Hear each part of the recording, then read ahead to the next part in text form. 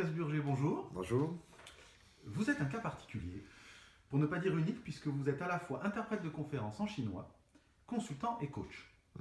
Vu de l'extérieur, ça fait beaucoup d'activités disparates. Pouvez-vous nous expliquer comment s'articulent ces activités? Oui, je vous comprends. C'est vrai que si on voit les choses de l'extérieur, ce sont trois disciplines, je veux dire, qui n'ont pas grand-chose à voir. Sauf que, en fait, chacune procède de l'autre. Alors, chronologiquement, j'ai commencé par être interprète de conférences en chinois, effectivement, ce qui m'a permis de coiffer, si j'ose dire, la Chine dans toutes ses composantes. J'ai eu la chance de pratiquer ce métier à haut niveau, de manière verticale, de manière horizontale. Donc j'ai pendant très longtemps appris beaucoup de choses, j'ai vu beaucoup de choses que beaucoup de gens n'ont pas eu la chance de voir, de comprendre beaucoup de choses que d'autres n'ont pas comprises. Comme interprète de conférence, vous avez par définition une compréhension plus fine, plus intime que les autres peuvent avoir. Et ça m'a énormément nourri, ça m'a énormément enrichi. J'en ai tiré parti pour ma deuxième vie, qui a été une vie au sein d'une multinationale pharmaceutique dans laquelle j'avais un travail d'influence, puisque j'étais chargé des relations extérieures. Je m'occupais du lobbying, mais du lobbying propre et éthique, je tiens à le souligner.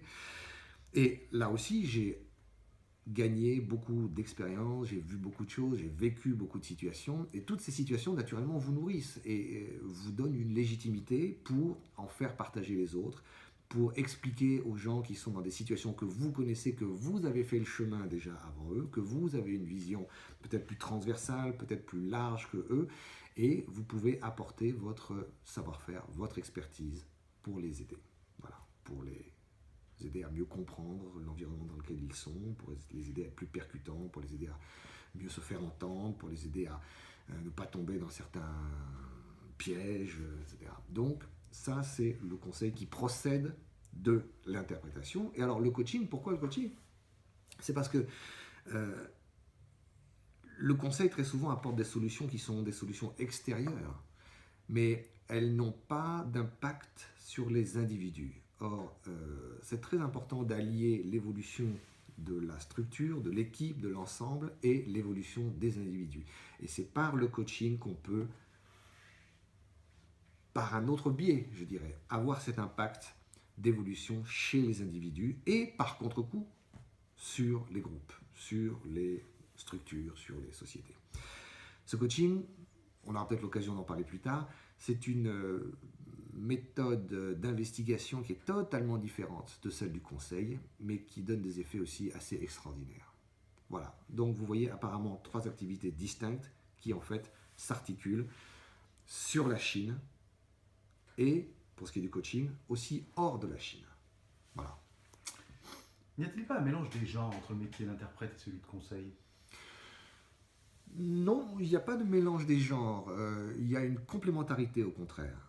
C'est-à-dire que l'interprète, lui, a vécu un certain nombre de situations, ce que je vous disais tout à l'heure, il a été frotté à certaines réalités, il a fait déjà le chemin que vous avez fait, donc il sait des choses que vous ne savez pas, il comprend des situations que vous ne comprenez pas, il voit les choses en stéréo, c'est un peu comme quand vous fermez un œil, vous n'avez pas la même vision que quand vous ouvrez les deux yeux. L'interprète, lui, il a cette vision stéréoscopique. Pourquoi ne pas en faire partager son client? Alors il y a des cas bien sûr où l'interprète ne peut rien faire. Quand vous êtes dans une réunion, quand vous êtes en simultané dans une réunion internationale, vous n'avez pas prise sur votre auditoire. Là vous êtes un outil. Mais quand vous êtes en négociation, quand vous êtes en accompagnement, quand vous êtes en discussion, combien de fois votre client a besoin d'éclairage? Combien de fois il a besoin de sentir les choses, de saisir l'implicite? C'est à ce moment-là que la prestation de conseil prend tout son sens. Donc je ne vois pas de conflit d'intérêt, je vois plutôt une complémentarité.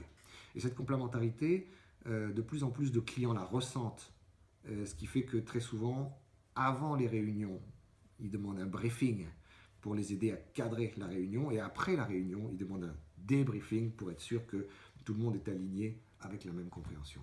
Et croyez-moi, on peut participer à la même réunion, vous serez étonné de voir à quel point les gens comprennent des choses différentes. À quel moment l'interprète doit-il jouer ce rôle? dès qu'il en a l'occasion, s'il sent que son intervention est la bienvenue. Il ne s'agit pas de mettre son grain de sel partout, mais je sais que il doit le faire quand il sent que son client est en danger, ce qui arrive parfois. Et il doit le faire de manière évidemment discrète.